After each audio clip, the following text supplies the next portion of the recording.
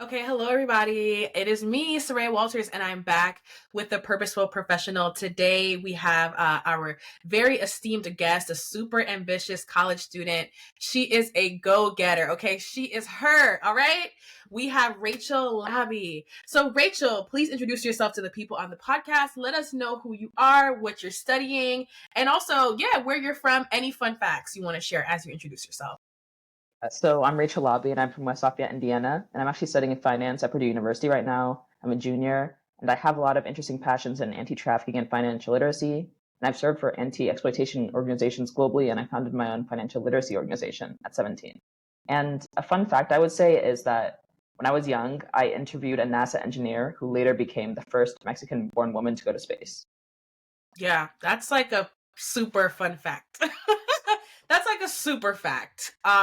Shout out to you for like interviewing the like NASA engineer. That's amazing. And yeah, I want to put it like heavy emphasis on like she is her for you because I feel like you're super driven and anything that you want in life, you go out there and you get it. And just from like watching your LinkedIn and like following your brand, I'm a fan. And I don't say that a lot about like younger people, because I'm one of those like I don't want to say I'm an older Gen Z. I'm a middle-aged Gen Z, but we don't usually give younger Gen Z props. But I have to give you your props Thank because you. I feel like you're out there, you're doing it, you're doing big things, and I want to just shout you out because I think that heavy on the she is her for you because I think you really do have your own sense of direction and vision, and I think that's so powerful to have, especially as a young Black woman. And we're gonna get into some of that as well with these questions.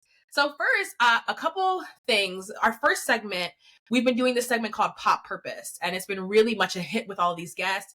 I like to choose pop culture topics that I feel like speak to your interests, but also who you are. And when I think of you being like a future Forbes 30 under 30 awardee. Not a prophet, and I'm not a psychic, but some people do say that Raven Simone's personality is similar to mine from That's So Raven.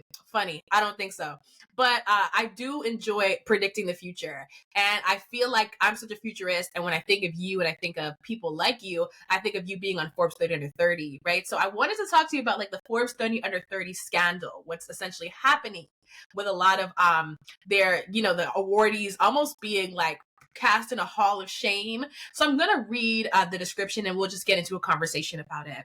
So Forbes has built a hall of shame for all the picks they've regretted, some of which have been convicted of fraud, amongst other things. Since you are a young woman on the rise and maybe a future Forbes 30 under 30 awardee, I wanted to talk about the pressure to succeed at a young age and the impact it might have, both positively and negatively, on our society. So the first question for you is just like, in general, have you been keeping up with the news on the Forbes 30 under 30 scandals? And what do you think about Forbes' decision to create a hall of shame?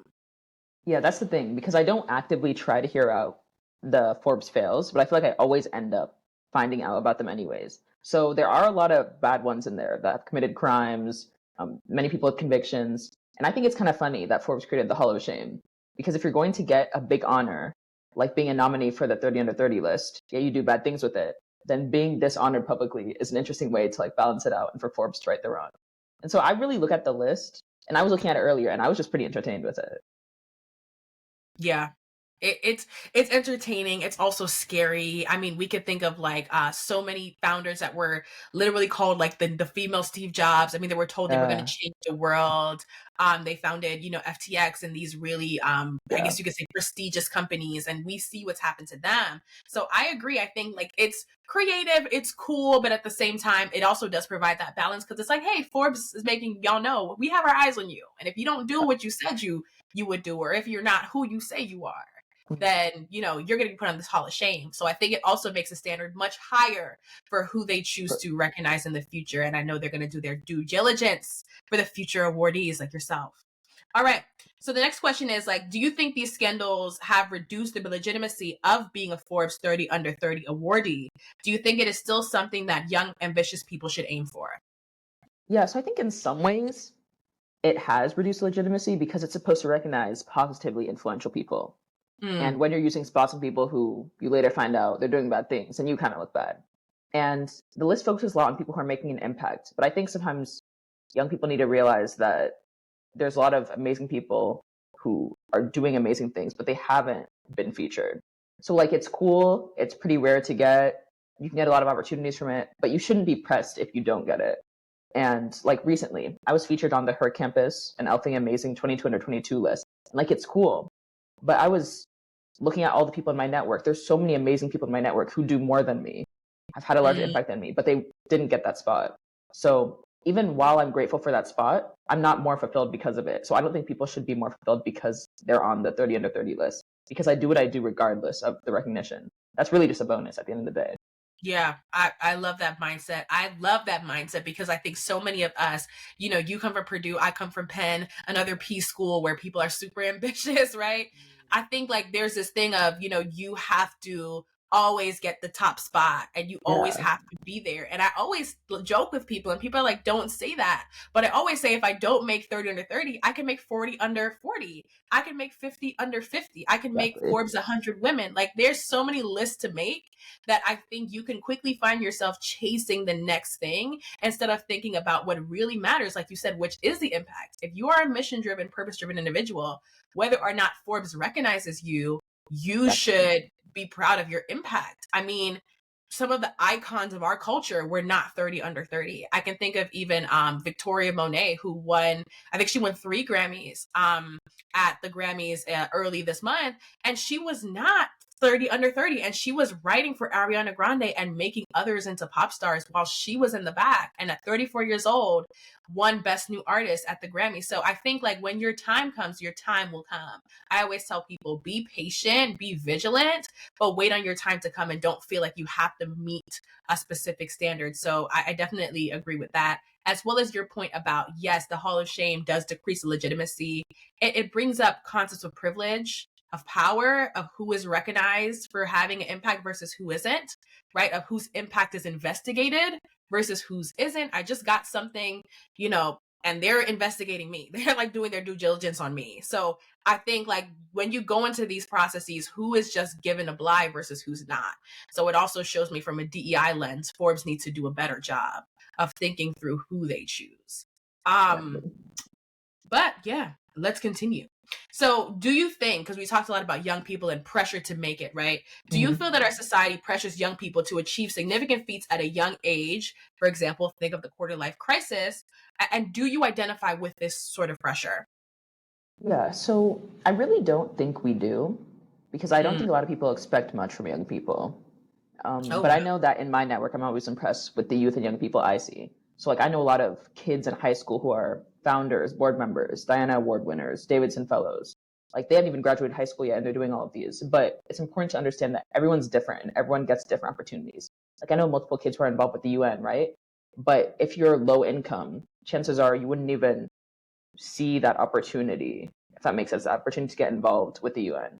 So really, you shouldn't compare yourselves to others. And me, I don't really feel pressure because a lot of adults tell me that I exceed their expectations. So it's really just me putting pressure on myself to take initiative. And it's not even like a bad pressure or a stressful one, just like a motivating one. Like I do what I want to do. Yeah, I like that. I like that I do what I want to do. I think so many of us are trapped by the quarter life crisis. Uh, And you spoke about like young people not facing many expectations. I think in some cases it that is the case, as in like, hey, like we just think Gen Z sucks and we don't really expect much from them. mm, We think they're gonna make the world worse. But I also think in certain spaces there are so many expectations, especially when you're a POC in those spaces. So from my experience, there were so many expectations placed. And I think for that reason, all of us were scrambling to figure out what is success based on this environment. Is it the top job? Is it the high rank? Is it summa cum laude? Is it everything? Is it everything? Right? Because for some people, they wanted everything. And I had to just jump off of that framework and jump off of what I call the hamster wheel, proverbial hamster wheel, and learn like success for me is entrepreneurship, even if I'm like half broke doing it. So I think, like you said, like doing what you want is really the key to like getting out of that mindset and like understanding if your internal guide is telling you to like pursue something, then that's definitely what you should pursue over what society always says is impactful, because society also changes. Like I hypothesize, once again, being a futurist, in 2050, everyone will want to be an entrepreneur after college. I mean, we're living in the age of opportunity. So it's not cool now, but it will be cool soon. Yeah. So I think like, I always feel like society's always changing. So don't let society tell you who to be or what to do. So we agree on that. So last question for Pop Purpose. As someone or well, anyone who has succeeded at high levels knows that failure is not a bad thing. In fact, it can be the very thing that propels you to succeed.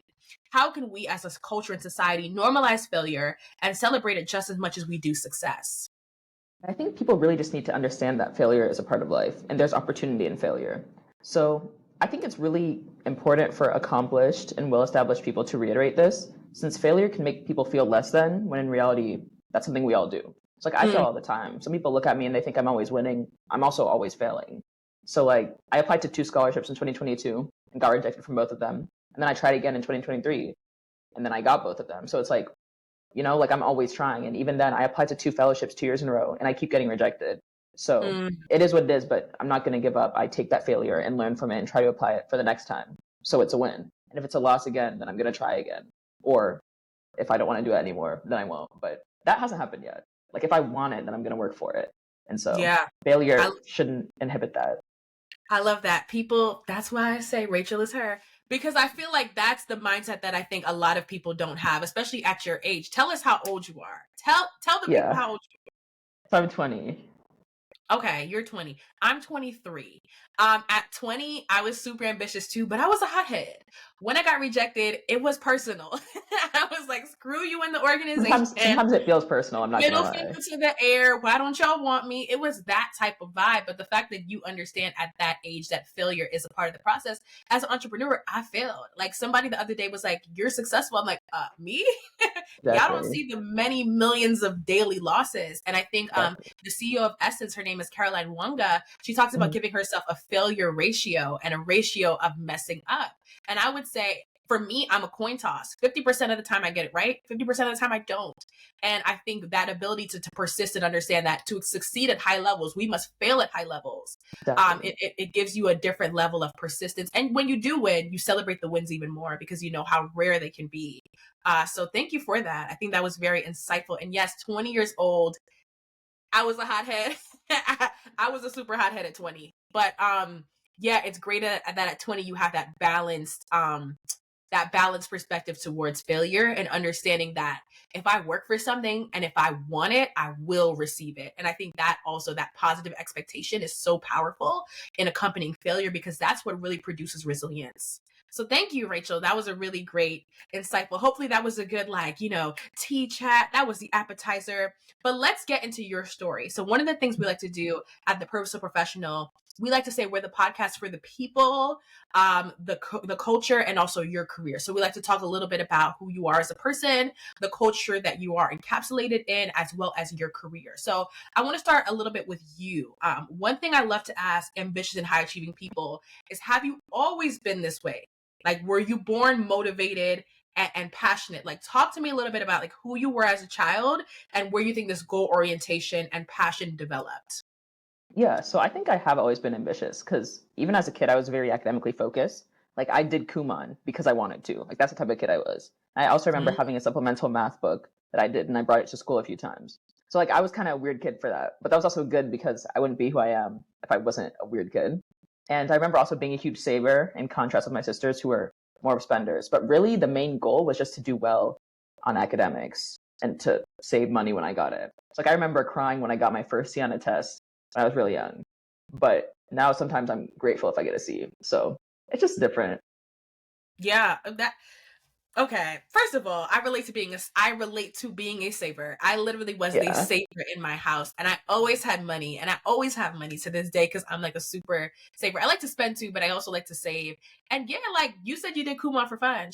Like that's amazing. Yeah, Like that's something different. supplemental Yeah. work for fun, but it shows how motivated you are, and also how passionate you are about learning. And I think that is a great foundation to have as you move through life. So I'm curious, like, what was your like first ideal career path? Like, what was your childhood dream? Like, what did you dream about becoming growing up? Yeah, so as a kid, I said a lot of random stuff.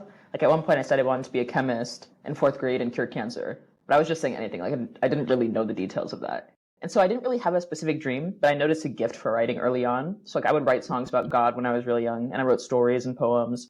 I remember winning my fifth grade class's DARE essay contest, like the anti-drug organization. So I was definitely more of a liberal arts kid than like a STEM one. So I didn't exactly know what I wanted, but I knew I could use writing to express myself and for whatever I want to do in the future, really. Okay, that's cool. That's cool. And I love how you described yourself as a liberal arts kid instead of a STEM one. Because many of us were told like STEM is the future, STEMinist. Like Yeah. we No, were for fed real. that. We were definitely fed like those of us who grew up in the early 2000s, we were fed that because like the US Exactly. wanted to compete with China and we were fed that like STEM is the future. So I love how you said you were a liberal arts kid because I think like the liberal arts and like you said the ability to write well and communicate well, these are things that a lot of STEM people don't even necessarily have.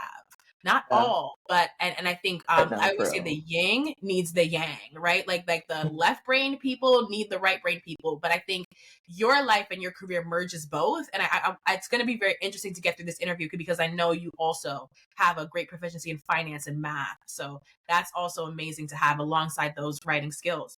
All right, so building on your childhood origins, where do you think this passion for social impact like first appeared in your life? Was there a moment or an experience for you when you really knew you wanted to make a difference? Yeah, so for me, I would say seventh grade in English class because at the time we had a project where we could choose any topic. I actually remembered stumbling upon articles about child labor and Nike's production of soccer balls and like a lot of other horrible things in the fashion industry. And so this was the first time I even heard of human trafficking. And so I decided to focus my project on human trafficking in fashion and agriculture. And I learned a lot about exploitation in both fields. I learned about Mm, horrible things like migrant passport theft, forced abortions, factory collapses. So I presented all of this to my seventh grade class. And this new learning of human trafficking really inspired me to focus on ethical fashion consumption. So I started buying mm, like previously worn clothes instead of supporting unethical brands. And I used ethical fashion metrics. I looked at the histories of brands to determine which ones I would boycott. I also wrote a lot of different letters to fashion brands. So I asked about their labor standards and anti-trafficking efforts in the supply chain. And only one brand replied, and it was plant-based, a vegan brand. So mm. they kind of reiterated their like ethical nature. But that really started my passion for social impact. And so I started volunteering for anti-trafficking firms, engaging in advocacy for anti-exploitation policies. And that kind of blossomed into other areas of social impact, like financial literacy and general education. Yeah. So okay, this is why reading is fundamental, y'all. Because you actually read, no, you read something and it spurred you to move. And I think that that is so wonderful because when I think about like the culture that we have today where so many young people are missing out on the joy of just discovering things, I think Mm-hmm. it's wonderful that you read something, ethical fashion, the environment, like those sort of concerns got you to move.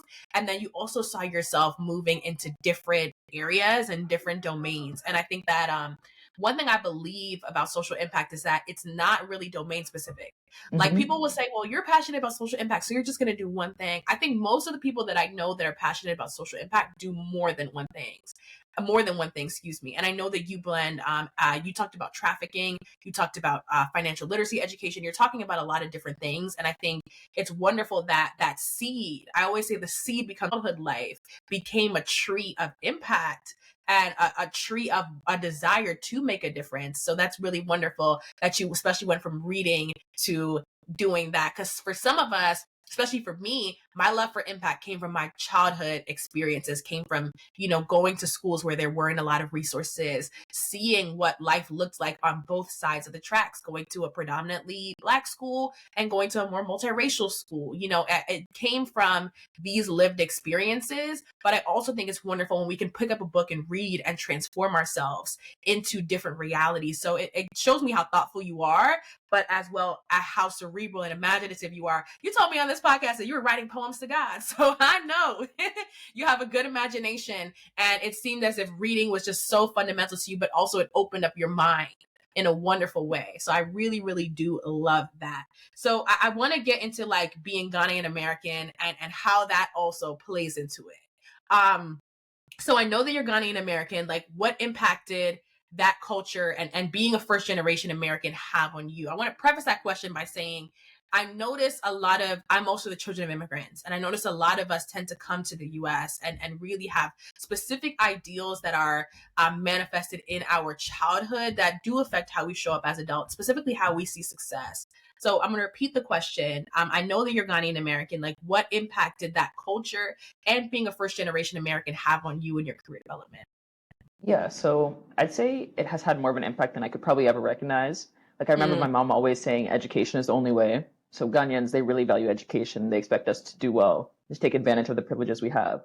Like my dad, he would expect us to get all A's, and he still does. Not that that happens for me anymore, but like I have a lot of drive personally to get all A's anyway. So like we're similar in that aspect. And I know that faith is also really important since most Ghanaians are religious. So there's multiple things with that. Like prayer is really important, and my mom actively prays for us, and that's really important to all of us. Yes, the reason why I asked that is because so my family is Jamaican, okay, and I'm Jamaican American, which Jamaica's like the Caribbean sister to Ghana. Many Yeah. of us are actually descendants of Ghana, right? Mhm. And we grew up hearing that our African ancestors were Ghanaian. So I think that there's always that connection between Jamaica Yeah. and Ghana, and it's similar. It's like a Christian household. It's like, girl, Yeah. don't let me see you see on that report card, or Thanks. else some functions household. So I can relate to that, and I understand that drive that you get from your parents setting that expectation, because it was similar for me. It was similar for a lot of the Caribbean young people that I knew, of parents setting specific expectations, as well as when faith is integrated, what God wants for you. Like, that was also stressed a lot. Was that also stressed a lot in your childhood and upbringing? I would say it wasn't stressed that much. Okay. Okay. Yeah, but I know Yeah. that in a For lot some of of us, it was stressed. like black households, whether it's Yeah. like Caribbean, whether it's African, whether it's Black American, yeah, I know that's stressed a lot. Yeah, it's always like, God wants you to do X, Y, and Z, especially those of us who grew up in like Sunday school and going to church. There would be this Mhm. heavy, heavy emphasis on God as well, involved within the situation. But I think I have to agree. I have to agree with you in that, like, when you do have that immigrant background, it does give you a certain set of expectations that sometimes we're Yeah. not as aware of the influence, but it's always necessarily there, and it's always in the background. So I definitely love that. And speaking of your family, right? I know that family is so integral to our development, especially as young adults. Like, what foundation do you think your family provided for you to get involved in the many things that you're doing now? Yeah, I think it was kind of weird because I was really independent, and I still am when it comes to what I do. Like my dad was telling me to do CS and engineering classes in high school, and so I listened to him a bit, but like I was kind of doing the opposite of what he wanted, taking a bunch of electives in poetry, short stories, ceramics, photography, philosophy, international relations, 21st century conflicts. And so even a lot of the stuff I was doing in and outside of school, they weren't aware. So I would just like tell them if I got awards, and even now I usually just tell them if I have a big honor or a big update. So in a way, I kind of feel like they didn't really influence my extracurriculars since I was just extremely independent in what I did. Yeah. Wow. Okay. Okay, because you were a liberal arts kid for real. Because like Yeah. parents were, doing the like early like Gen Z, like, oh, be a STEMinist, like be in STEM thing, but you knew what you wanted. And I think that that's something that I'm seeing like throughout this entire conversation. It's something that I even see within you, this strong sense of self-direction. And we're gonna talk about it a bit later, but everyone your age, my age, doesn't have that. And I think that definitely is a gift to be able to chart your own course and completely like know where you're going. It's funny that you say like you never talk about your awards, because I'm the same way. People will be like, I didn't know this was happening. Like my mom Yeah. would be like, I didn't know that this happened, because that's how I am too. Like, I don't like to talk about what I'm doing with Mhm. people. I just like to do it and for them to see. So we definitely do share that. And I can relate as well to being an independent child. I had my own goals and my own ambitions and my own dreams. And I think like when you actually leave college, trust me, you're going to feel tugged in like 1,000 ways, because that's what happens when you leave college. But the brilliant thing about leaving college and being that type of person is that you always will have something to do. You always will have a passion of sorts, and you'll never really feel tied to anything. So I think I can definitely relate to that independent spirit and independent vision, because I am the same way. And it's funny how you knew exactly what you wanted to do. And I think that that is a great framework for the type of adult that you are today. So we're going to get into your ambition. So we're going to go through the career section. This is the section where we get hot about like, you know, everything that you're doing, but also the reality. Like what are the things behind the ambitions that we oftentimes don't see? The Purposeful Professional is what I call an intersectional storytelling podcast. So we're big on telling the stories of not only who we are, but where we're going and how we plan to get there. So that's what this career section is all about. So I know that as a college student, academics, internships, and grades are probably just at the forefront of your mind. Like I can think of like that being like one day it's academics, one day it's full-time job, one day it's research, one day it's friends, and you're constantly juggling different things, right? So tell us about your path through college and what you envision yourself doing post-graduation. Yeah, so being in college, I focused a lot on my financial education work with Building Financial Freedom, my financial literacy organization. I've continued my anti-trafficking work through volunteering for different global organizations that fight trafficking in Guatemala, the MENA region, the US. I've also gotten involved with some education organizations. So I've served as an ambassador for Higher Education for Good and currently for the World Summit Awards. But on campus, I've actually become involved in the Business Opportunity Program. And basically at Purdue, which is where I go, the day after Martin Luther King Jr. was assassinated, some of the business people kind of realized we need to do something to support minorities in business. So then the Business Opportunity Program, or BOP for short, was founded. So I'm really involved in that. I have 3 different mentees from the current cohort of freshmen. And so I've helped them a lot with like LinkedIn reviewing, resume reviews. I've helped them with mock interviews. And I really enjoy that mentorship. But in terms of what I plan after graduation, I want to do the Fulbright in Latin America for a lot of different reasons. Like, I really like teaching. I love the Spanish language. I want to go to Latin America. Like, there's a lot of reasons why a Fulbright would be a good fit for me. And so I'm kind of thinking about different countries right now. Like, Paraguay could be good, since I did a virtual study abroad in Paraguay as part of Youth Ambassadors, which is like a study abroad sponsored by the U.S. Department of State. But I'm still like figuring out countries. And so after I do the Fulbright, I'm thinking about doing investment management. So not banking, investment management at DE Shaw. A lot of people mix them up. And so I actually did a fellowship with them and I really enjoyed the culture and the work sounded really interesting. But I'm also interning at Google. So if I like Google, then maybe I want to come back. But I just know right now I'm interested in investment management in particular. And so even as I do that type of work, I'm still going to serve in an anti-trafficking organization, hopefully as a board member in the future. And I also want to continue my financial literacy work. And I really want to partner with an organization like Next Gen Personal Finance so I can continue it in a sustainable way. Yeah. Okay.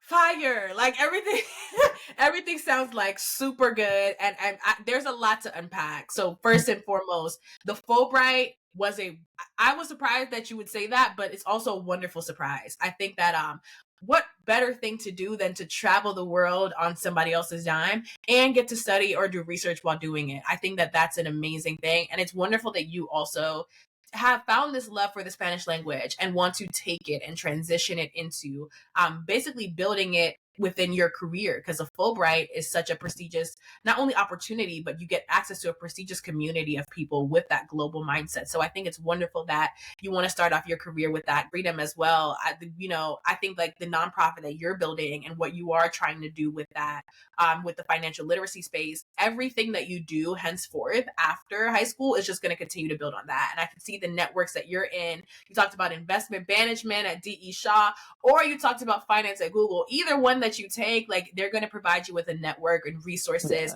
that you will actually be able to collaborate with, not just Next Gen Finance, but I can guarantee you different other organizations, corporate sponsorship, so many doors will open. So it's wonderful to see that you have so many ambitions and also have kind of like a roadmap and a plan. Because usually when I ask people this question, they never give me the like, this is what I want.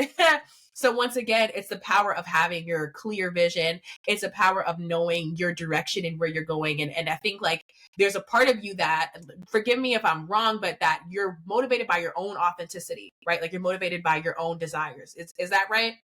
I'd say, yeah.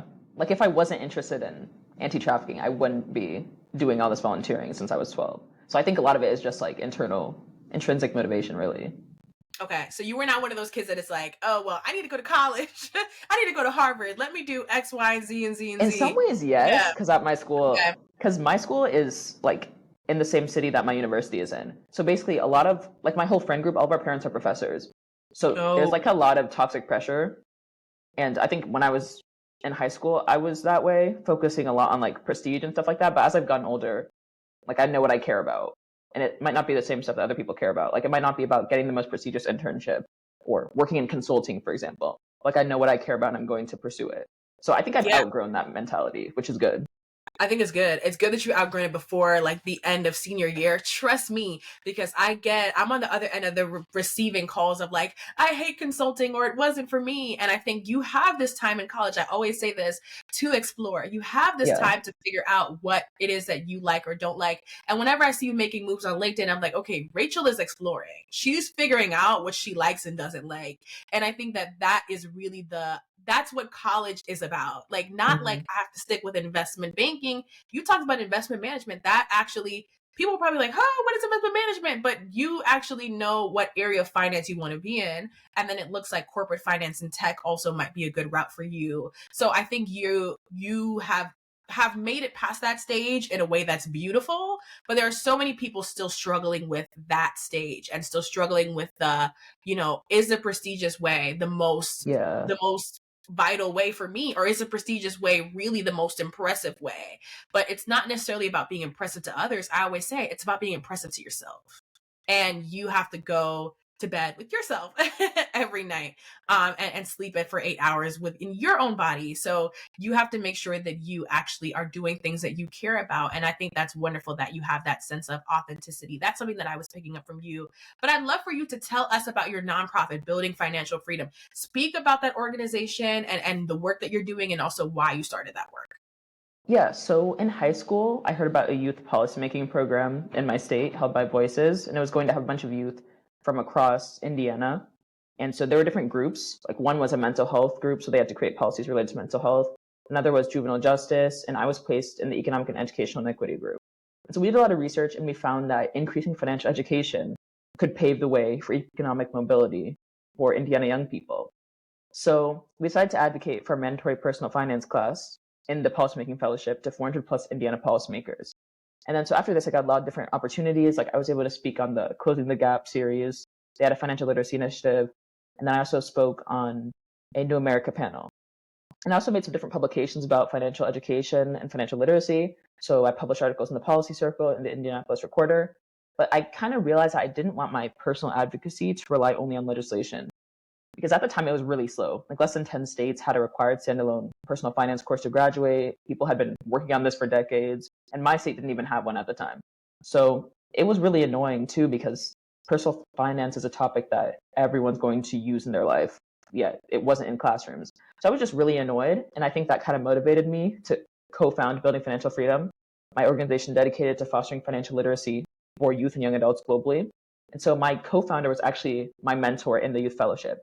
And so we did a lot of research, and we realized that having educational content that's tailored to real life situations and encountered by young people can really improve the likelihood of them listening and applying the lessons to their daily lives. So we wanted to do that, but we were also limited in our resources. Mm. So I was like, okay, let me focus on partnerships with diverse organizations, because then we can provide quality education to a broad audience. So like our first event, it was in 2021. It was a 2-day money management series. It was virtual, and it was sponsored by Northwestern Mutual, because I knew some people who were really supportive of my financial literacy work from Northwestern Mutual. And then our second event, it was an investment panel with a Berkshire Hathaway conference speaker that I actually knew from a previous financial literacy event.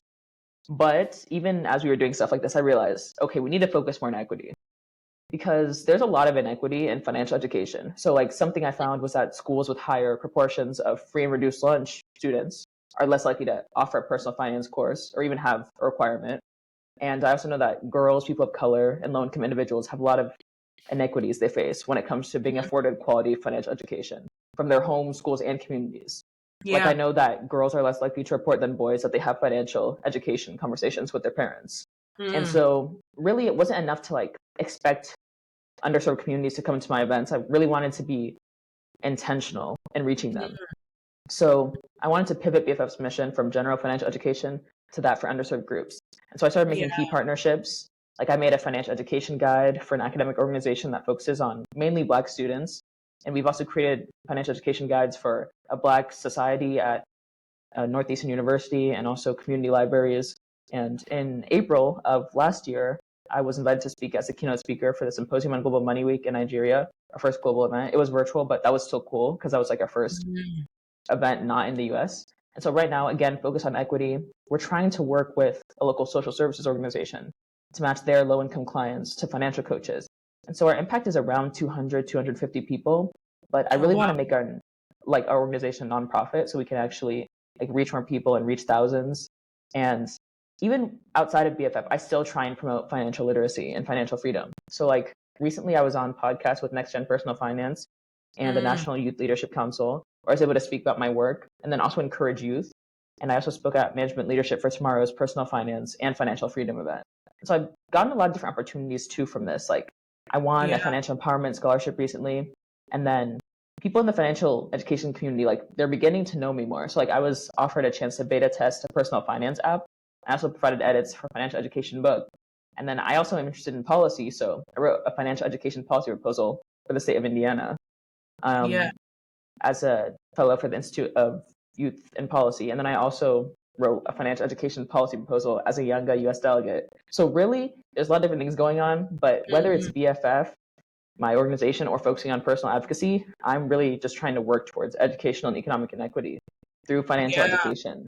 And so that's going to continue, like regardless of where I work in the future or what things I'm doing on the side.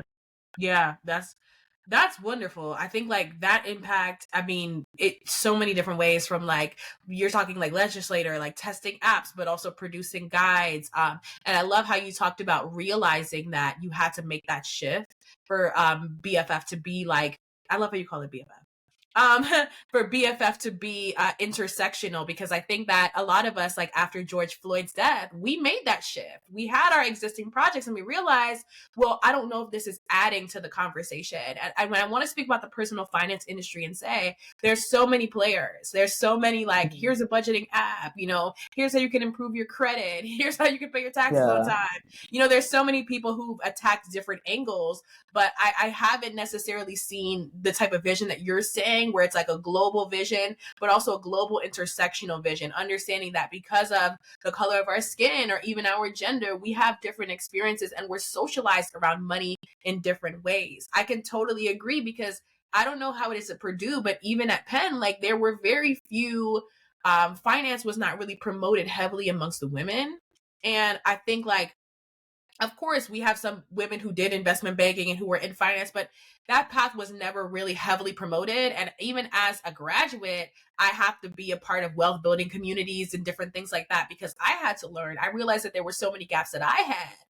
So I can only imagine those coming from more under-resourced or more underprivileged backgrounds, what they have to necessarily go through to gain that financial literacy. So the work that you're doing, I have to say, is God's work. I love that you know, I have to say, because there's so much that has to go into education that is financial, that is economic in nature, that is missing from the equation. I mean, I always say, like, you need to have people be able to actually like provide for themselves, have a livelihood.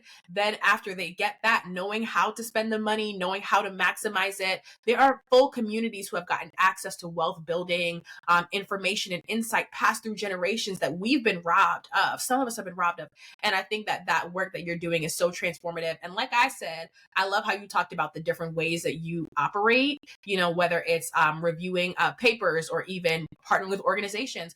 That really is the scrappiness of entrepreneurship. And I think like you said, like you're making a name for yourself, and you're making a name for yourself in the areas that you are passionate about. And I think that that is an inspiration to all of us to keep going. I always say you have to separate vision from implementation. Vision is what you want to automatically get done. Like my vision is like, I want to do X next in the world. It's big picture, but implementation might be policy. It might be legislator. It might be media. It might be advocacy or direct activism, right? Like there are different ways of implementing. And I think you're experimenting in a water that I think a lot of us need to, in that there are many different ways to carry the message. And thank you for sharing that, because I think everything you're doing around that is so extremely impactful. So for my next question, when I hear the things that you're working on, like from financial literacy, labor trafficking, philanthropy, I know that for you, social impact is really a lifestyle, and it's not something that you did for just college admissions. We've established like you actually care about this stuff. You actually do care about this stuff. So in the culture of hyper competition that we exist in, um, did you ever feel as if you had to choose between your social impact work and your more traditional business aspirations? And if so, like what insights would you have for someone who feels tied between both realms? Yeah, so I'd say I actually haven't felt tied. Like someone recently Mm, commented on this. They were like, "Oh, I love how you don't let your business major kind of like inhibit your social impact work." But that's really just because I'm more of a social impact person than a businesswoman. I just care more mhm. about that stuff. So if anything, like it's actually weird because I've felt that those two fields always had to be separate, but that's not really true because like having a business mindset, that's an asset. And I've utilized my finance major in a lot of different ways, like my financial education organization. Like I've made content because I know certain things because of my university education. And I recently joined Lafayette Urban Ministry's board. They're a poverty alleviation organization. So my business skills are going to help me make realistic recommendations that can really accelerate our goals. And my family, we're actually trying to start an organization to help Ghanaians who can't afford to pay for their own medical fees. And so I'm going to be the executive director. So like a business Mm. background, that's only going to help me as I figure out how to secure consistent funding. And I'm also doing an entrepreneurship certificate at my university. And I actually thought of a good idea for the future. So it's kind of the first time I'll really leverage my social impact and business interests directly. So I want to create a venture capital firm that invests in social enterprises focused on the UN Sustainable Development Goals.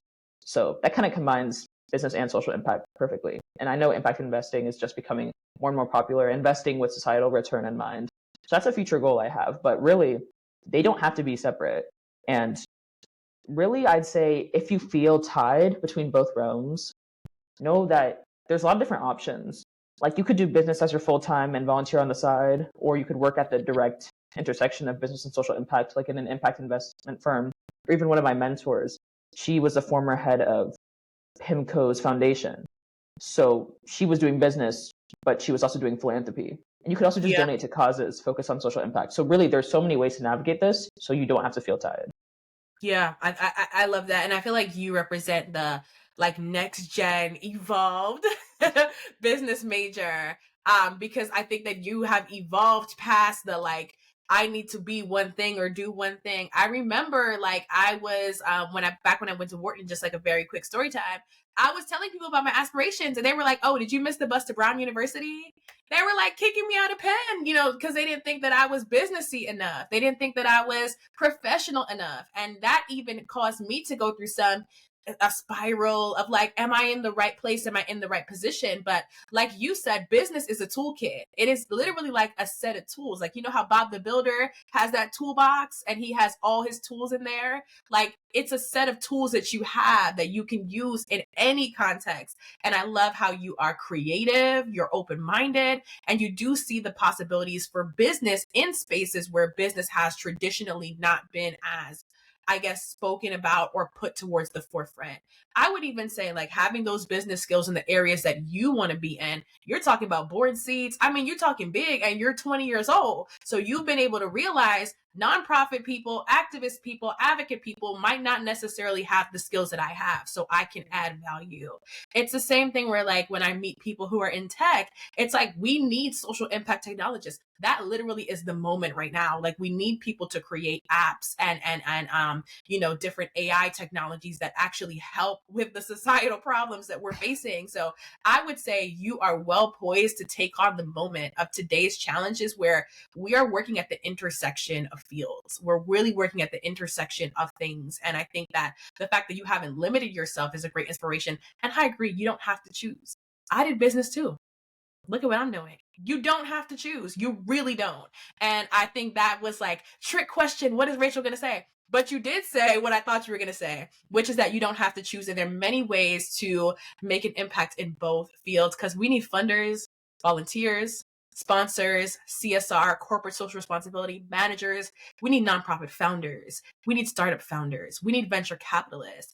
I would say, like, I think of life as like one big cell almost. You probably know from science. There's so many different things that can happen within a cell.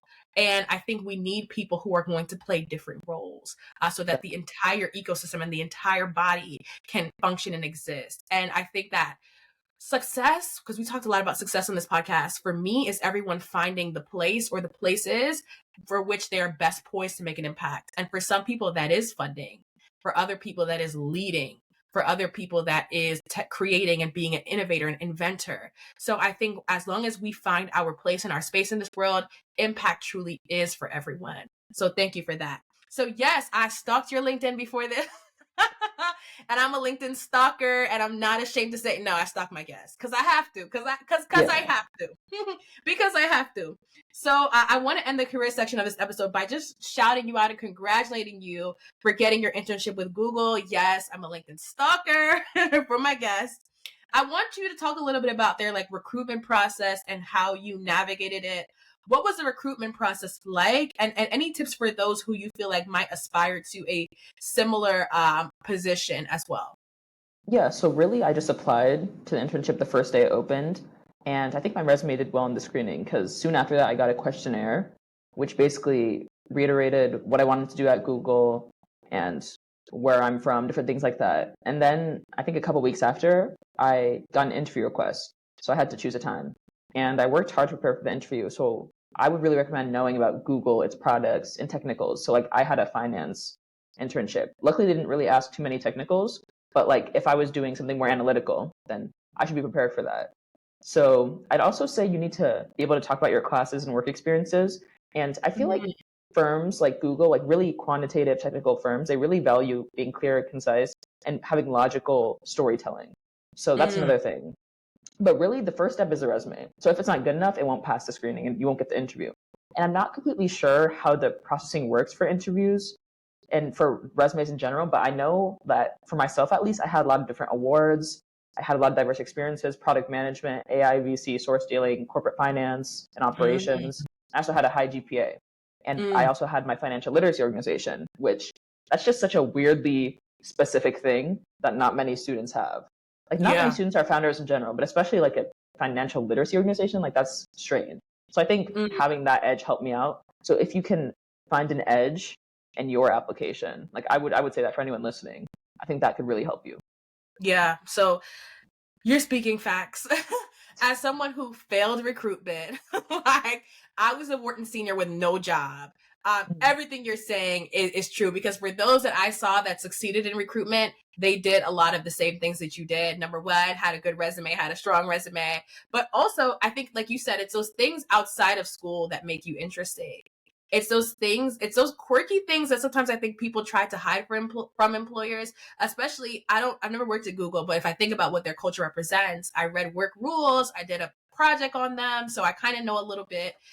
That's kind of a very intellectual, curious culture, and being able to show your diversity of interest probably was a strength. And people would say, well, no, just act like you are a finance person. I'm sure you've heard the get rid of the impact, take it off your resume. You know, you might do that for Goldman, you know, you might do that for Morgan Stanley, but you knew like with certain cultures, they actually do want to see like, hey, I'm a human outside of this and I have other interests. So I think that's very wonderful that you were able to map out the process that way. And thank you for the tip for the logical storytelling and logical flow. I know some people listening are probably like, you know, Google's my dream company or maybe a similar company like Meta. And thank you for letting them know, hey, like be a logical storyteller, use the STAR method. I'm sure True. I forgot to say that. trained you well. I'm sure they've trained you well. So congratulations on that. And I think that is a huge next step for you. And I think everybody has fun when they work there. So I'm curious about some of the stories that you will have from your experience. So my last question is like, I've read Work Rules, which basically is like the Google HR book, but I'm always curious, like, why Google? Because I know you probably got other offers. And what do you think the Noogler, that's what y'all call it, right? Noogler culture is like? And what are you most looking forward to in your internship? Like, what are you really looking forward to most? Yeah. So in terms of why Google, I'd say the name is the biggest reason because I'm actually more interested in investment management than corporate finance. But my top choice for investment management, they rejected me. And I had an offer from a competing firm, but the prestige, the compensation, and my familiarity with the culture and the name, it just didn't really compare. Basically, in every other area, it was a bit inferior as an offer. And I know that Google opens doors. I know that having that on my resume, that's going to be helpful if I want to go to graduate school, for example. So I think it would just take me further. And I think with the firm I want to work for in the future, DE Shaw, I think they'd appreciate me having Google on my resume more anyways. So, Yeah. and in terms of culture, I'm looking forward to that the most because I really enjoy academic settings. Like DESHA, I describe them as a very academic culture. And I've heard that Mm. Google is a lot like that, where you can learn from your peers. And it's also very chill. Like you don't have to put on a suit every day because there's no point. People are smart and they can get things done without having to do stuff like that. So that's why Yeah. I'm really interested. Like being around smart people and like I don't know. I don't know what the culture is like yet, but I think like from my research, I like it.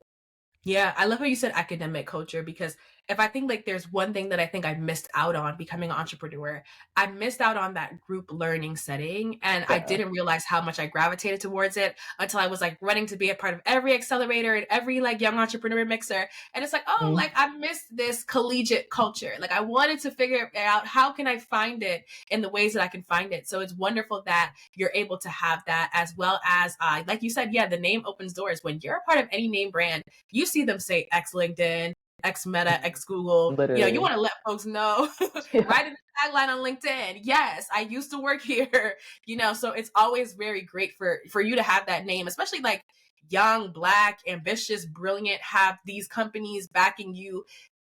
You know, like I always say, like I'm an entrepreneur, so I can say this: use them to get to where you want to go. Like use the name to get to where you want to go. So I'm grateful that you have your plans, and your plans might change. DE Shaw sounds like a great opportunity. Your plans might change. You might pivot. Yeah. Things might happen, but I'm grateful that you understand. Like this is a stepping stool for me versus like this is a dream company that and yeah, it can be a dream company, but I also want you all to keep your own ambitions in mind because some of you all are too smart, too brilliant, too capable to allow any job to limit you. So I'm grateful that you understand, like, hey, it is what it is. All right. And when it's time for Facts. me and Google to break up, it will be time for us to break up. But I'm grateful for the time. I'm grateful for the time spent. And I'm glad that you also are getting your foot through the door. All right. So we're going to quickly get into the culture, which speaks about the impact that not only your race or gender has had on you as a person, but also the impact that you hope to have. So, as a young Black woman, how do you stay motivated and encouraged, even with the unique experiences that your intersectionality you like might bring? Like, what tips might you have for young Black women who might be listening and they feel like they want this, they want to succeed, but they're wondering if they will truly be able to follow their dreams and succeed at high levels? Yeah. So I think first, knowing that everyone gets discouraged and everyone fails is important, but you also need to know that the pursuit of your goals should be independent of these negative experiences. So like my hero is Malala, and I'm sure she was Mm, discouraged multiple times during her female education advocacy, but she kept going. And in terms of like how to deal with this, I would say one thing is a mentor, securing a mentor and a network that can lift you up. Like I have a mentor who's helped me in the internship process. So it's really key to have someone who's going to help you accomplish your dreams. But also a network is key. Like I've joined a bunch of communities in the past couple of years because I want people to uplift me. So like Soraya, I know you have multiple different organizations. And I think that's key because I have a lot of different interests: policy, entrepreneurship, business, advocacy. So I join communities in those fields so I can be lifted up and so people can encourage me in my work. We can hold each other accountable. But also so I can lift up others and their goals as well. I think mm. that's really important. Yeah. Thank you for saying that. Like, lift up others. Yes. And thank you for shouting out that I have multiple because I felt crazy starting multiple. But I think that, and I do look crazy. I'm not going to lie. With everything I juggle, I do look crazy. But I think that, like you said, it's about finding where we fit and finding Mhm. others to lift us up. And yeah, one of my projects that I'm directly working on, is a big announcement I'm going to make very, very soon. It's about that lifting and it's going to help us to do that lifting. So I just want to say, you heard from Rachel, you heard from me this whole episode. If you are a young Black woman and you feel like you can't do it, know that you can. It is possible. And like you said, everyone fails, but it's how many times you get up after that failure. And it's whether or not you let that stop you. And yes, I've had bad mentors. I've had folks that don't want to see me succeed. You probably had your fair share of bad mentors too, but there are the rare good ones. There are the good people that do care.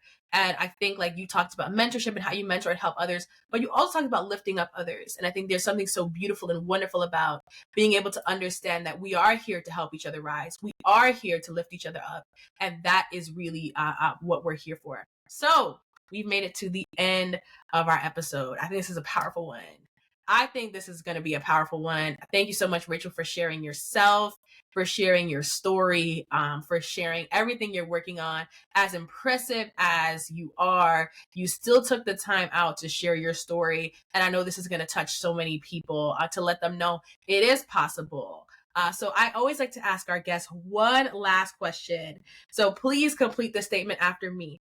I am a purposeful professional because. What makes you a purposeful professional? I am a purposeful professional because I leverage my background in business and social impact to really pursue sustainable solutions to the world's most pressing social issues. Yeah. Shoot, that's it. All right, that is it. She shut it down with that one. Yes, social impact and business to pursue the world's most pressing problems, right? And bring us solutions. Thank you, Rachel, for being a change maker. Thank you for standing up and Thank you fighting for for the having community me. to fight for, and for doing the work, okay? Not only the corporate work, but the social work and all the work in between. Thank you so much. All right, y'all, take care. This is Soraya, and this is the Personal Professional. We're out. Bye. Thank you. Bye.